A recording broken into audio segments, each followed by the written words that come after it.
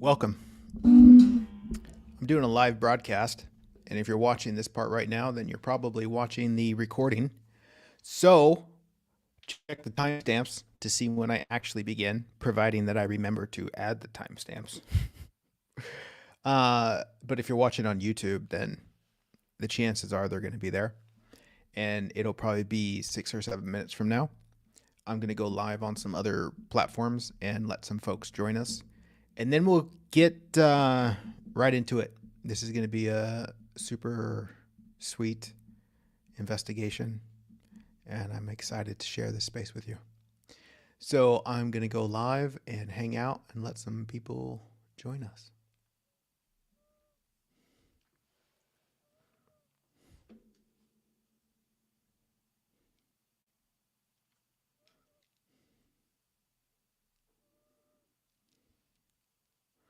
Good morning, Alina.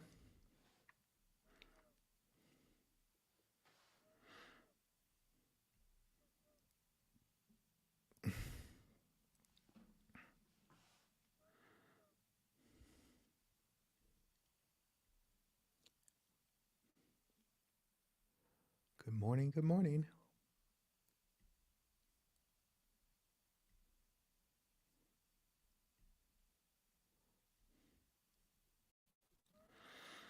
Oh my goodness. Oh my goodness. Oh my goodness. I am so excited. Oh my gosh.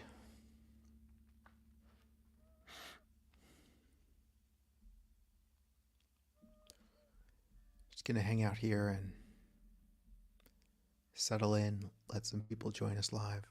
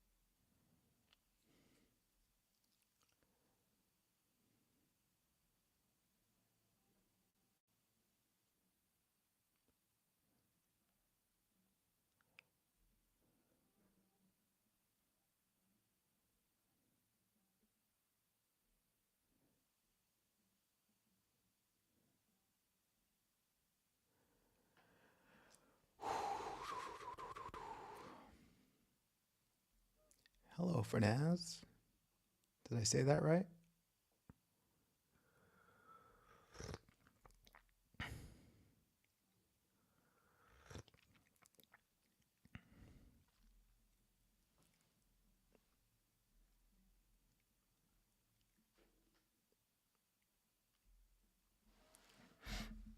Oh,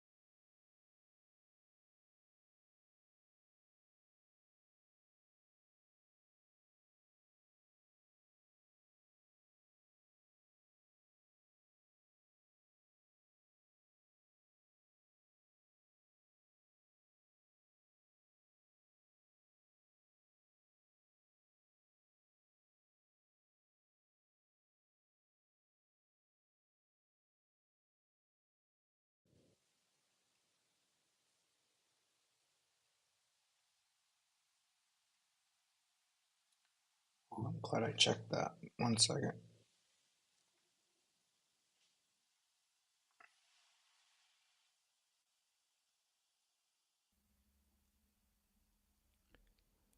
Okay, that should be better.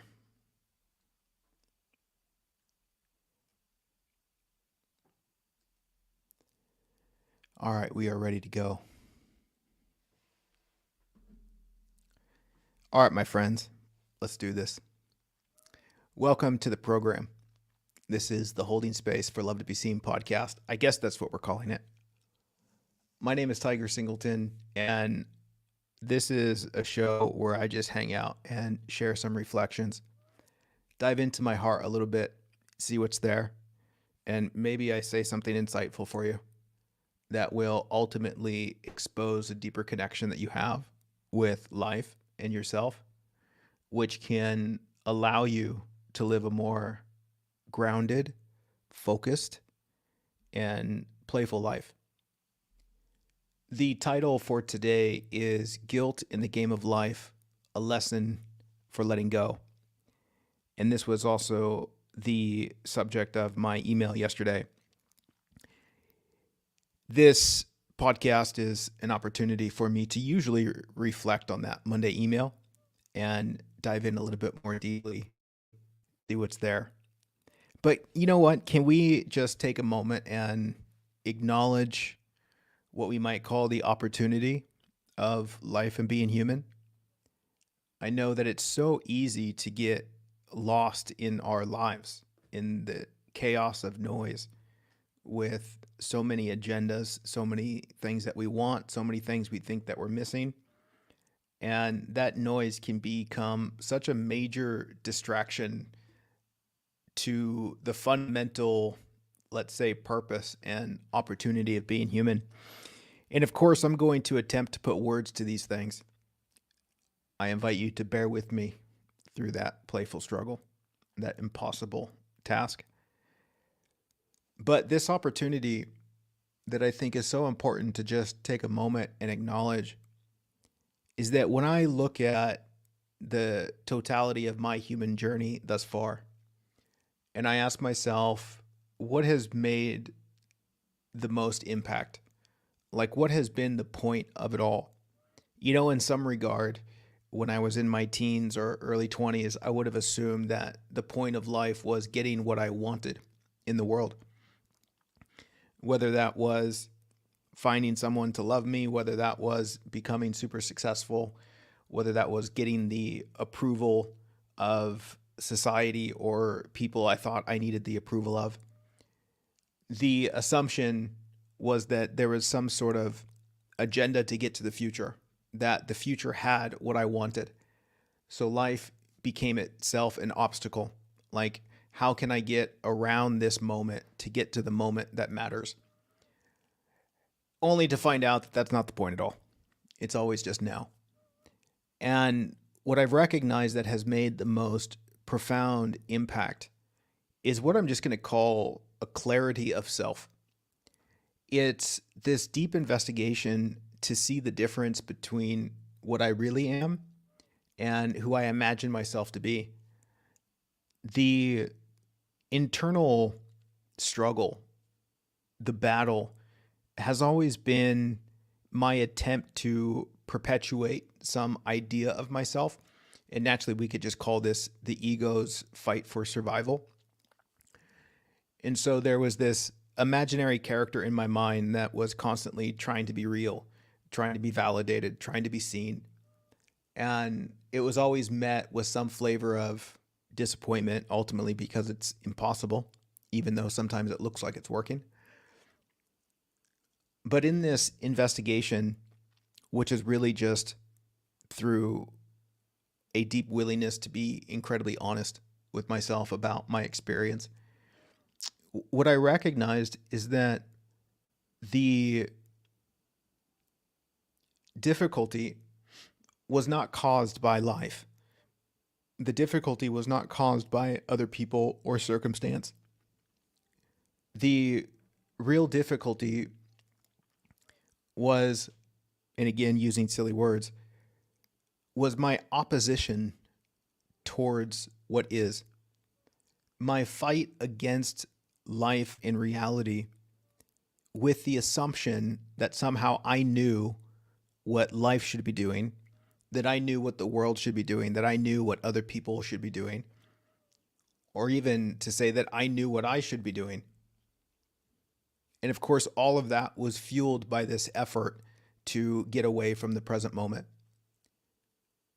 And as I began to see through the illusion of this character that I thought that I was, I started to see how, let's just say, irrelevant this character was with regard to everything it thought it wanted, which also implies everything it thought was missing. Essentially, what's seen is that there's something about what I am that is so deeply integrated and connected with the whole of life. This natural extension of life where what I am intrinsically belongs and what I am is intrinsically whole, meaning that there's nothing really missing about what I am. And therefore, my struggle and the emotional disturbances could always be traced back to a confusion about who I thought I was, which was also a confusion about life. And therefore, the greatest impact on this journey has been essentially seeing things more clearly, seeing things beyond my filters, seeing things beyond my projection, seeing things beyond my conditioning, really seeing things as they really are rather than how I imagine them to be. Because there's so much evidence that we have for this, that as we journey through life, it's so obvious that we're not seeing things as they are, but we're seeing them as we are. We have this perception of ourselves, which is usually seen as separate, which is usually seen as disconnected, which is usually seen as less than. And then that becomes a filter through which you look at everything. You look at other people, you look at your circumstances, you look at life, and you're looking through this filter that effectively destroys everything. It tears it apart and turns it into something that it's not. And in a very sort of dramatic fashion, we paint a life that's just so not real. And this completely distorts reality and the opportunity that we have. And as these things become more clear, you start to realize that all the monsters that you imagine, everything that you think is going so wrong, none of that's actually happening. We are literally having a dream of something we think is happening, something that's scary, but that dream is only contained within the imagination. And as we look at that imagination and we think it's reality, it becomes intensified. In the same way that if you're watching a movie and you know that it's just a movie, it's not that big of a deal. Sure, you can get taken by it sometimes, you can fall into it, and that's part of it and part of the play. But fundamentally, there's something in you that knows it's just a movie. So as you sit there and watch it, you also know that you're fine. Now, in contrast, if you're watching this movie and you really think that you're in the movie, you think that the movie is really happening, you sit there with this agitation, you sit there with this fear about what's going to happen. You are overly concerned about the characters in the movie. You're overly concerned about the outcome. You have become identified with the movie playing out, and therefore the movie rules your life. And so the opportunity, which is also the spiritual pointer, as far as I'm concerned, throughout all of time, has been this invitation to be still and see yourself, others in life more clearly. And the natural consequence of that is to invite an experience that includes what we just might refer to as love, compassion, and freedom, which is actually quite brilliant because these qualities that we crave, that we long for, summarized as love, compassion, and freedom, these are just natural consequences of seeing what's true. It's kind of like if you just removed all of the judgment, which is a dream, then the only thing that's left is this beautiful acceptance that somehow understands that everything belongs. And we're really going to get into this today on this episode. And so it becomes a monumental priority and focus for me to remember the point of this opportunity, that even though I have my human play, my projects, my goals, my visions, all of this pales in comparison to the underlying opportunity, which is to see things more clearly. And so as I engage my human experience, I'm engaging it with an attitude of openness that's willing to see where I don't see clearly. And that attitude of openness allows me to receive tremendous more insight and wisdom from my experiences, as opposed to if I came at them from a closed perspective. And this is obvious to see that if you think something is against you, whether it's what's happening or life as a whole, then you're effectively turning away from it. You're running from it. You're saying, I don't want to see this. And naturally, if you don't want to see it, then you can't clarify what it is, and you can't discover the lessons in the insights that it's trying to show you, which is essentially inviting you to see this more clearly. And this is really just the fundamental undertone of everything I talk about. I know I explore lots of different subjects, but ultimately, in the spirit of insight and wisdom, the invitation is to open up, fear less, and love more, which is opening ourselves up to the miracle of life, maybe the possibility that there is this harmony, there is this miracle of life that is not against you, and we can turn towards it. And as we turn towards it, as we look at things that seem to bother us and look at them sincerely, we start to realize that the things we are afraid of, we don't need to be afraid of. And so from this openness, you start to experience less fear. And naturally, where there is less fear, it's like a permission slip for love to flow. Because the reason we don't let love flow is because we're scared. And the more we look at those scary things, we realize we don't need to be scared. And this completely transforms your experience. It completely transforms it in the way that you realize you don't need to be tense. You don't need to be defensive. You don't need to be judgmental. You don't need to sabotage yourself. You don't need to be hard on yourself in the ways that you're probably hard on yourself. All of that is stemming from seeing yourself in a distorted way that disregards, let's just say, the beautiful truth of what you are. And so this is what we're going to dive into. This is what we dive into every time. And as it relates to the title, Guilt in the Game of Life, the inspiration from this, comically, came from a card game that I was playing with my partner. And this card game, the original name is called Palace, but it's popularly known as, it's more commonly known as Shithead.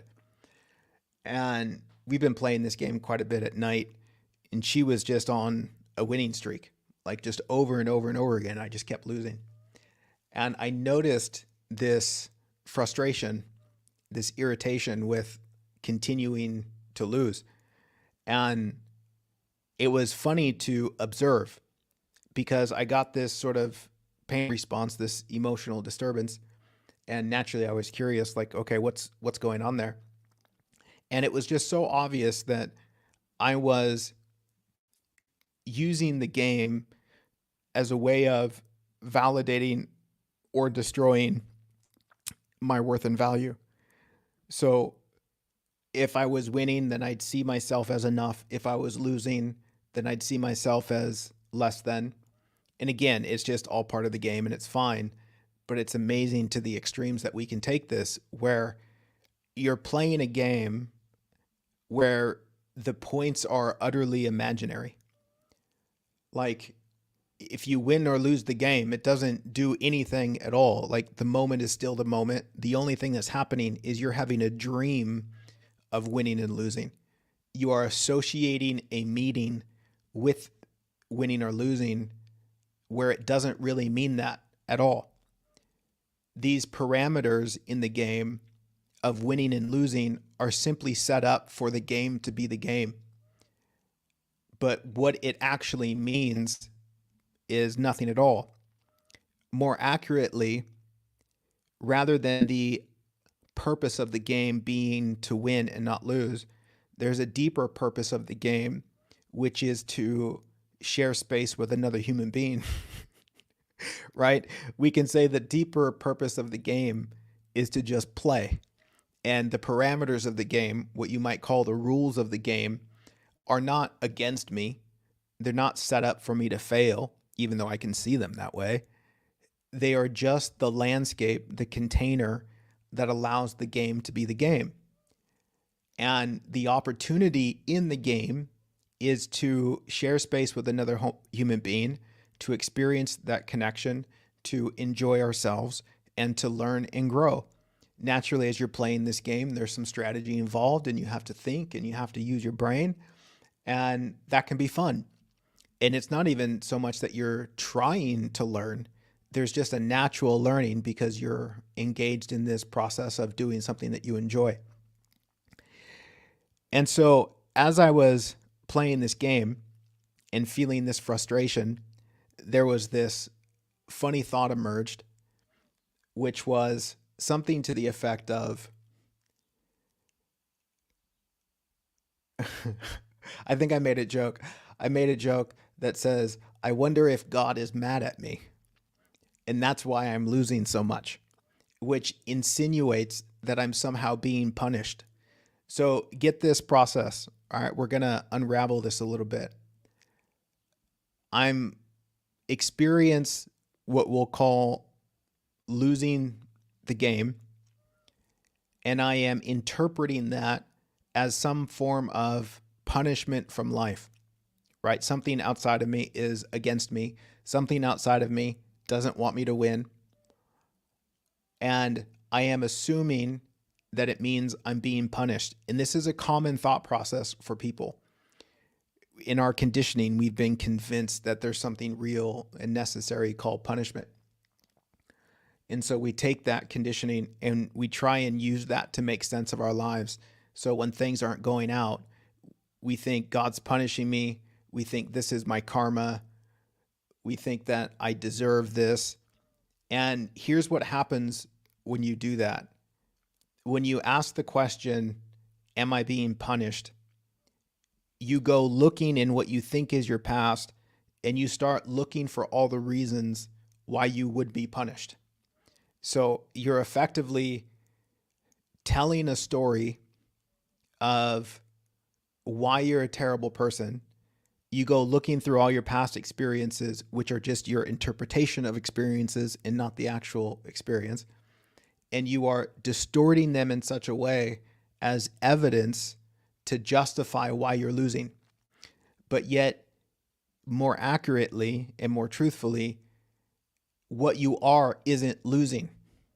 Meaning that to not get enough points in the game, the card game, doesn't mean anything about you.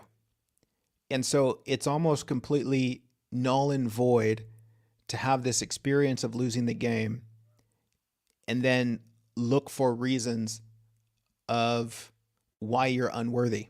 It's completely unrelated.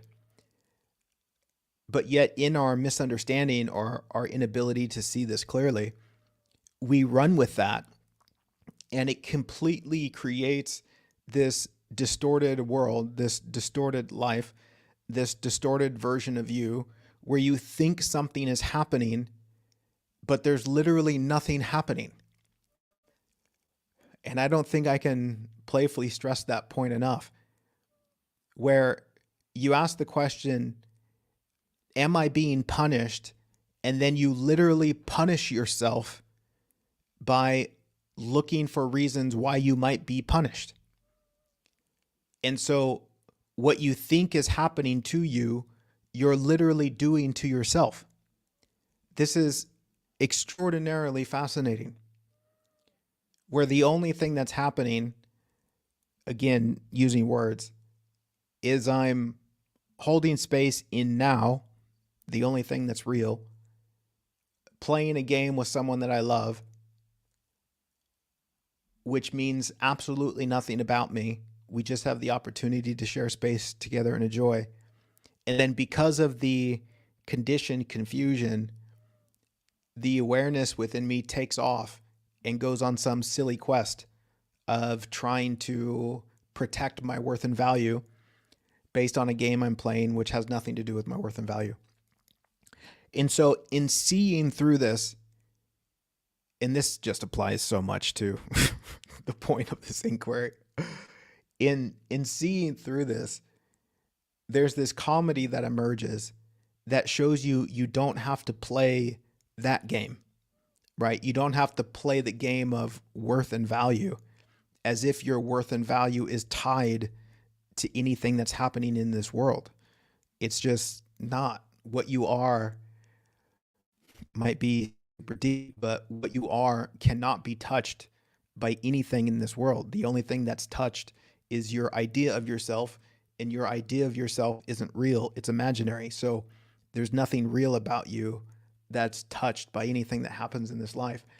And looking at the card game, you can see that very clearly, that the truth of you is not touched by the winning or losing of the card game.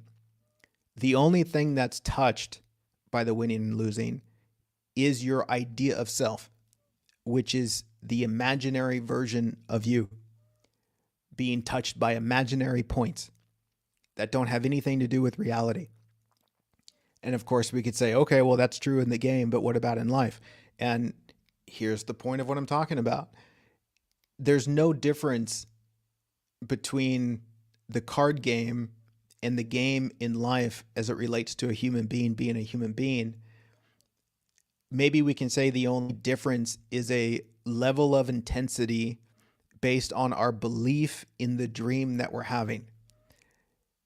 Because the person who's playing the game, the card game, that is genuinely disturbed by losing, there is an intensity of belief in that dream where they really believe that the points or the winning or losing says something about them, right? On one level, you can see, well, that's silly. I mean, why would anyone get bothered by that?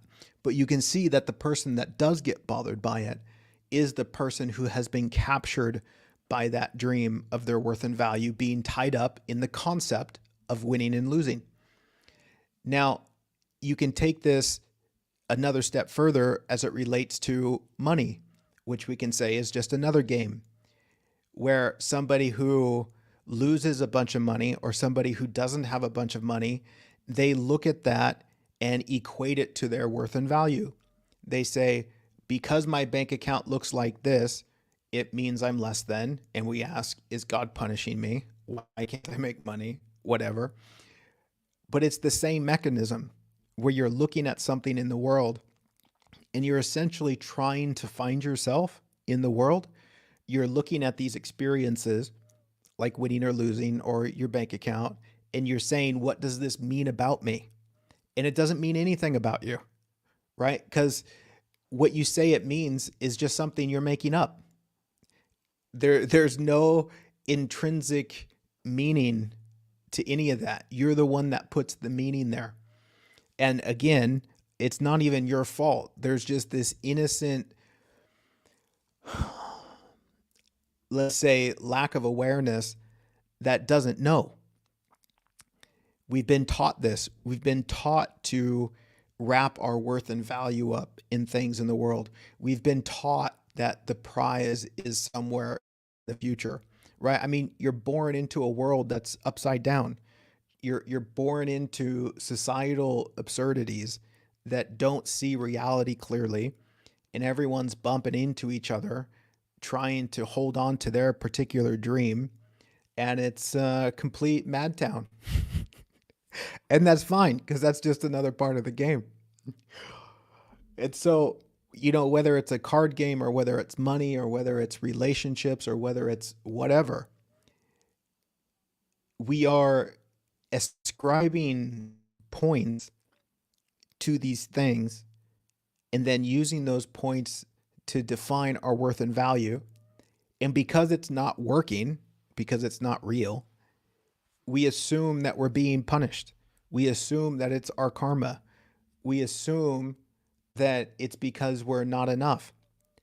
But here's the thing. We assume that that is coming from the outside, not realizing that what you think is being done to you is what you're literally doing in the moment you think it's being done to you, because it's not actually happening at all. And this is so incredibly wild, because to get still, to take a moment and to take a breath and ask yourself, wait, what's really going on here? Right. And I was just telling somebody about this. Like, one of the things I'm so thankful of is this transformation in relationship to how I relate to my emotional experience. Whereas I used to think when I was emotionally disturbed, it was because something was happening to me.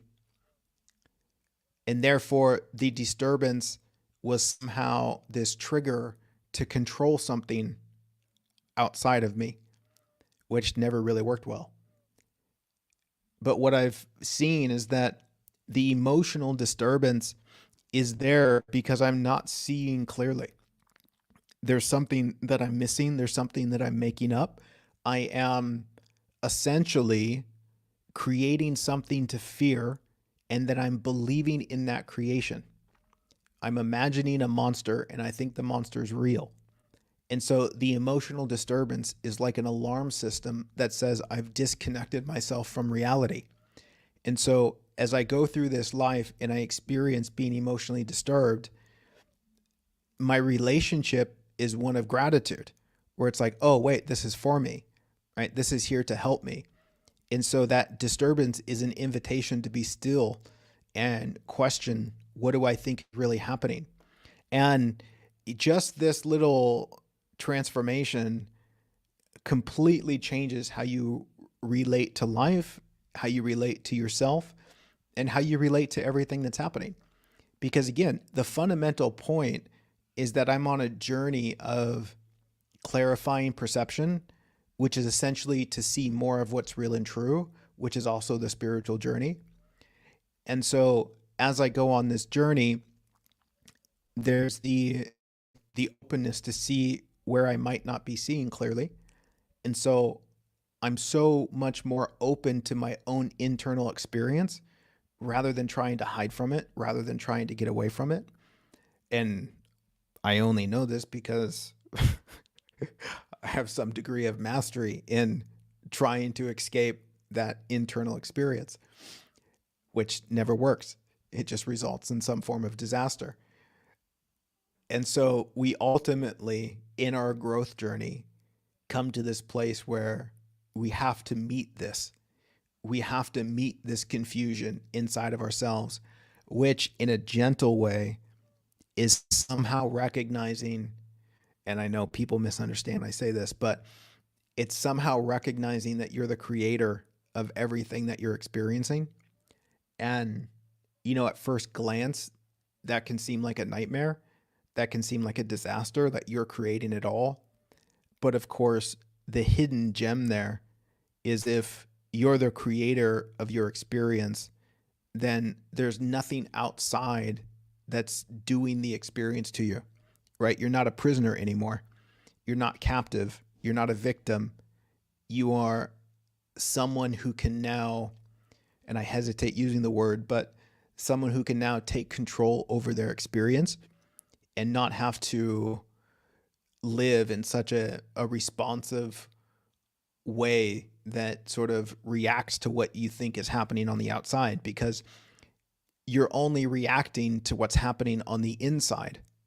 You're only reacting to your interpretation. You're reacting to how you see things. And in recognizing that is a beautiful opportunity to just be still and to question what it is that you think you're seeing. And if you look at any flavor of growth that you've had, any transformation you've gone through, it's been exactly this mechanism. It's not so much that you change something on the outside, you change something in how you saw yourself, which then changed something in how you saw the world, which then dramatically transformed your relationship with it. And it was the transformation of your relationship with it that made all the difference, right? The assumption initially is that we need to change the thing out there, or we need to change part of ourselves. But that manipulation of the surface, or the transformation of the surface, is actually the very last step of real transformation. And it's also an effortless step when the inside has been transformed. It's kind of like realizing that as you see things differently, then those things that you see naturally take on a different shape because you're seeing things differently. You don't force them to take a different shape. You see them differently, and then they become different. And in one way, we can illustrate this by simply saying, you are seeing things with more love. You are seeing things with less judgment. You are seeing things as they are rather than how you imagine them to be. And to touch on the second part of this title today, which was a lesson in letting go, what I find for myself is that I'm not so much letting go of something.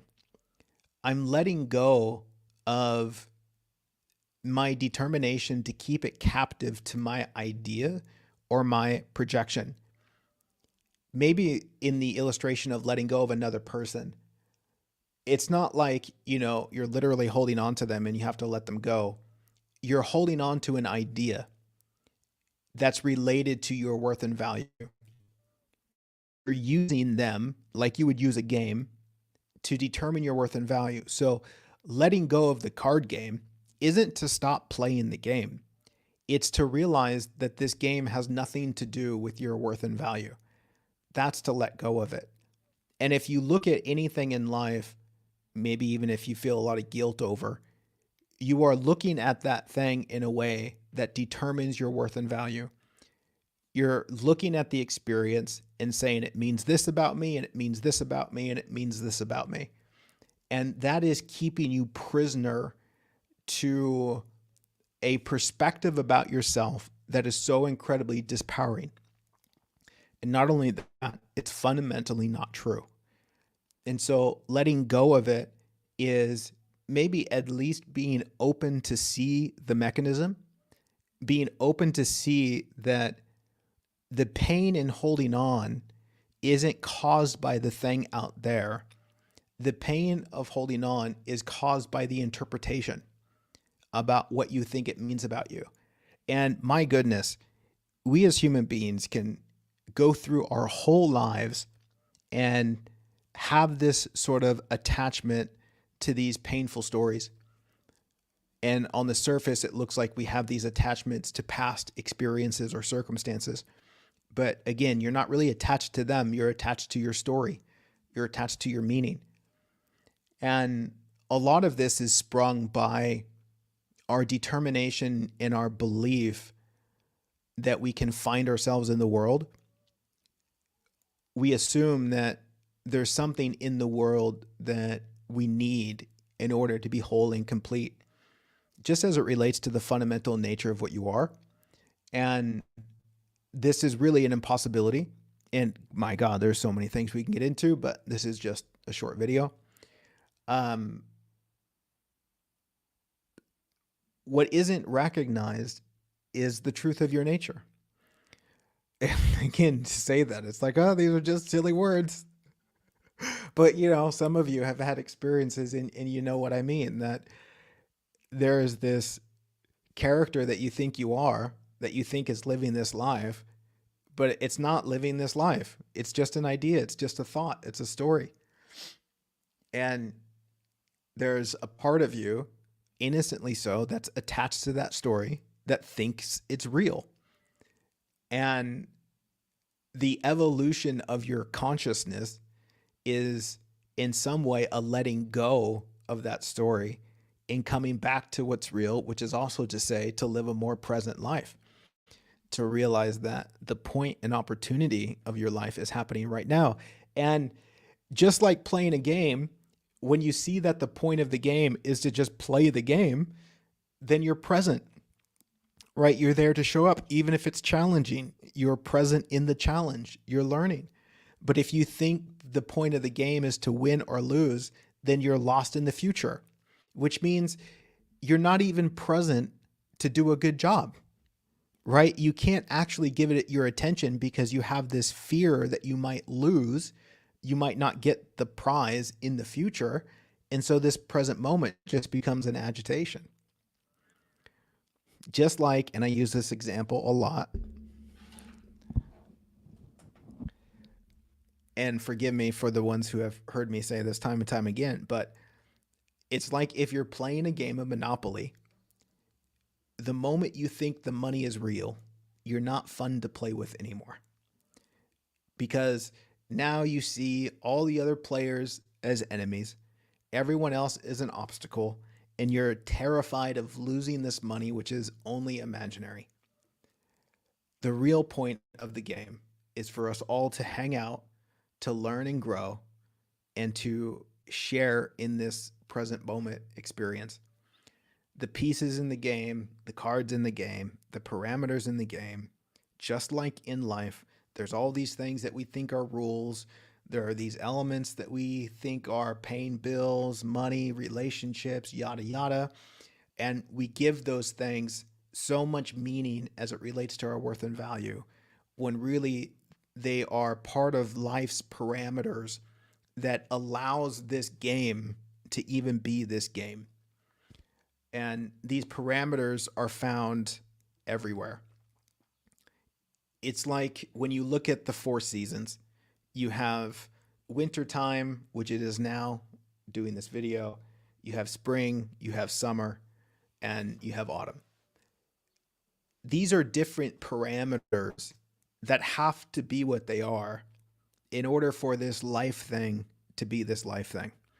Right now, you can make up all sorts of arguments about how these parameters are in your way, how they shouldn't be there, but yet it doesn't matter what you think about these parameters. They have to be that way in order for life to be life. In fact, the more you are arguing with these parameters, you don't see the beauty of them, right? Just like wintertime. You can be adamantly against the wintertime. You can think life made a mistake. You can think that life got it wrong. But yet, if you step back and you see the whole thing of life, there's something that's immensely beautiful about the wintertime. Sure, it might be uncomfortable sometimes. Sure, it may not be what you prefer, but it's required in order for the game to be the game. And the more present you are, the more you see things as they really are, then there's this deep allowing for that parameter to be the parameter. And you can let go of it and do something that you can enjoy given the parameter. Whether that's cozying up next to a fire, whether that's watching a movie, whether that's focusing inside on a project because you can't go outside. There's all of these infinite possibilities of other things you could be doing to enjoy the game. But because you're so caught up in your resistance, your mental capacity and energy is just in a state of fighting. You're fighting life. You're fighting reality. So you can't actually enjoy reality. You can't see reality clearly. And this is no different. And my God, there's been so many examples of this in my life. I think one of the big examples is the concept of money, where I used to think that the parameter of money was some sort of cosmic mistake, right? Like humans got it wrong. Humans shouldn't be trading with another with each other. Everything should just be free. But of course that doesn't work in the parameter, right? For things to work as they do, there has to be this parameter of trade. And we as human beings are going to find different modalities of trading, but it's all just trading. And what you use to trade is just an energy. And it doesn't mean anything about me. But I remember that time thinking that it was such a big deal as it related to my worth and value, because of course I would see people with more money and think that it meant that they were more worthy, which just creates this fascinating distortion that sees myself as less than, and completely destroys my ability to have a beautiful relationship with money. Isn't that wild? Right. And I see this a lot in my work where, people have all sorts of hangups and belief issues around the concept of money. And it's so obvious as to why they have the experience that they have. Right. Because as they're having beliefs about this parameter, they are setting up their experience with the parameter. Just like wintertime. If you think wintertime is dumb, then your experience will be dumb. You're just getting a reflection of how you see it. So, all in all, there's such a profound opportunity here to not even just necessarily think about these things, but just to get still. And there's such a beautiful doorway of humility here where we come back to the present moment and we open our hearts and we just admit, I don't know what the hell is going on. I might be super, super confused. And we can just start there and release the intensity of belief, release the intensity behind thinking that when if you look more honestly, you realize that you don't know and you're just pretending to know. And this is something that is so profoundly obvious in my experience that if ever I'm disturbed emotionally, I'm proclaiming that I know something, but if I look more sincerely, I don't actually know that. And just getting honest with myself about that really helps to bring about some more presence, which ultimately allows me to see things more clearly. So I went off. I rambled a lot. I said a lot of things, but I think that's all I got for you on the subject of guilt in the game of life. Lesson 4. Letting go. Thanks for playing. Let's see if there's any questions. I did not look at the comments at all when I just went on that tirade. But if you have any questions or if there's something you want me to speak to, then now would be the time to put it into the comment section.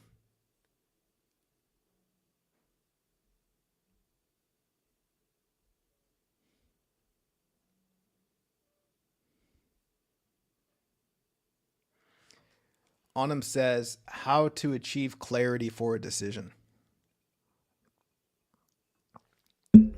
How to achieve clarity for a decision. That's a great question. Thank you.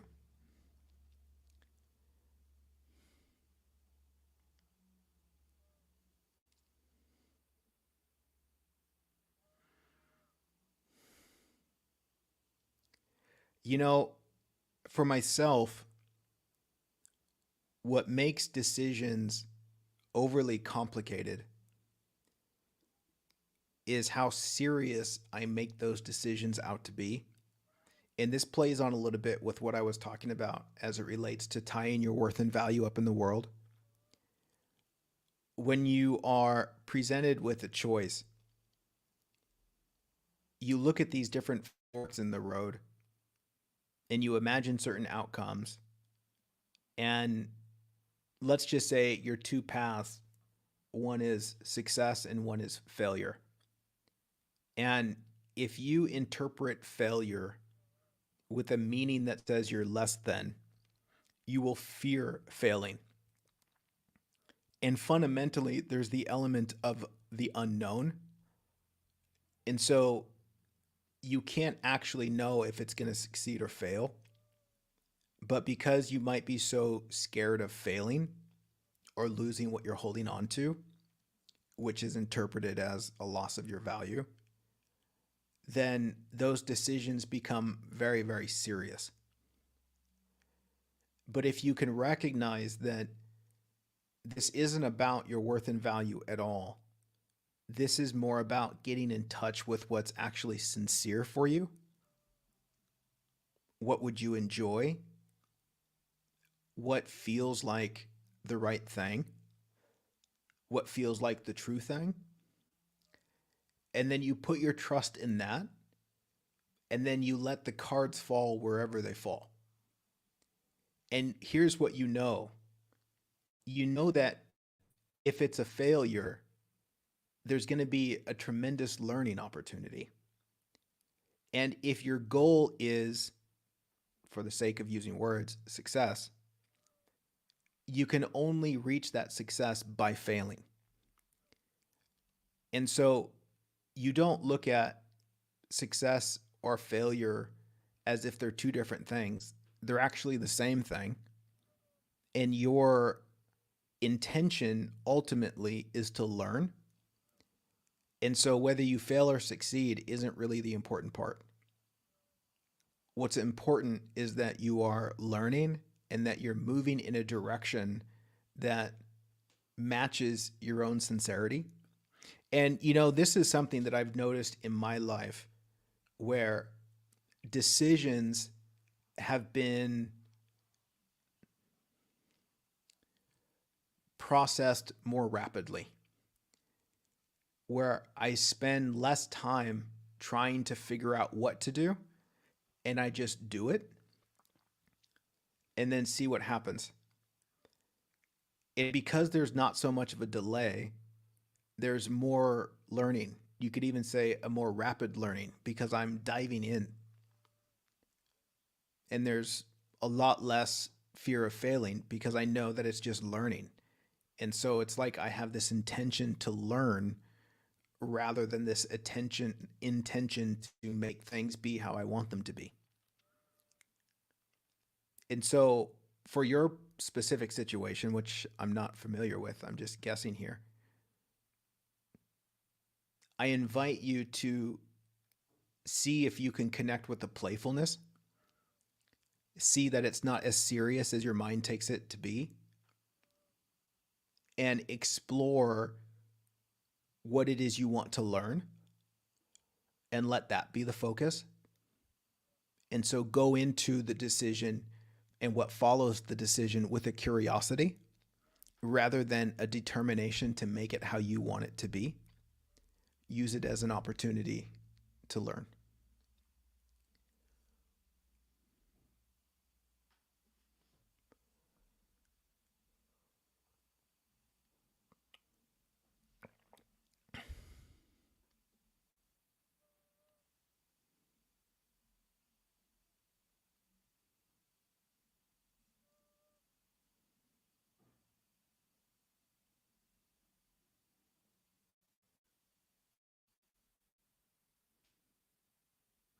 Francesco says, I believe money is a cage for our being. I would really understand how could I free myself from that cage, considering that I'm a father of two kids and I feel in charge for their growth. Money is a tool that compress our decision. I'm going to attempt to make sense out of that. Money is a cage. That is definitely one way to see it, which will paint an experience that makes money really look like a cage. And you know what? Let me just speak directly as if I was just talking to myself, and you can see if it resonates for you. And again, I'm going to say it again. I'm talking to myself, so don't take this personally. I would say something to the effect of, look, buddy, you can spend the rest of your life blaming money for your unwillingness to take risks and do what you need to do to provide. You can keep blaming life and external situations for your own fear of failure, for your own fear of being seen, for your own fear of showing up in new ways that challenge your comfort zone. You are free to blame things. You are free to make excuses. But I just want you to get radically honest with yourself. That is that the life you want to live? And if it is, then look at your past experience and ask yourself, how is that going? Because if you look honestly, you'll see that not only does it not serve you in any capacity to give your power away, but it's not a reflection of what you more sincerely want. The real issue here is not money. It's not society. It's not your past. The real issue here is that you are encountering yourself, and that's scary. You are encountering the depth and magnitude of life and the unknown, and maybe seeing that there's nothing real to hold on to. And that can be challenging. But the more you dive into that, you're going to discover a vast and open playground where this life exists for you to explore, for you to play, for you to discover what excites your heart and dive into that, and maybe dive into that in a way that adds value to other people's lives. And as you add value to other people's lives, maybe you'll be open to an exchange where other people offer you value for you offering them value.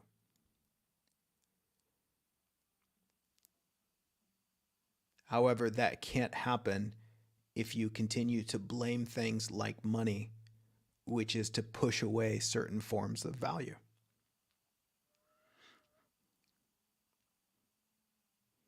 Yeah, that's what the conversation would be like, but not talking to you, just talking to myself.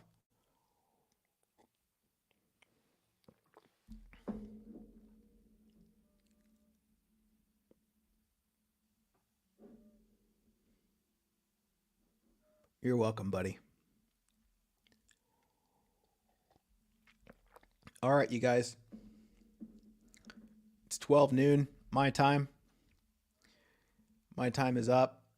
Thank you for the donations, for those who sent in donations during this time together. I appreciate it. And it seems like I'm scheduled to be back here next week. Whether that happens or not, I don't know. We will find out. Yeah, I so appreciate you, though, hanging out with me today. That was a really good session. I enjoyed it. Till next time, aloha and cheers to the beauty that you already are.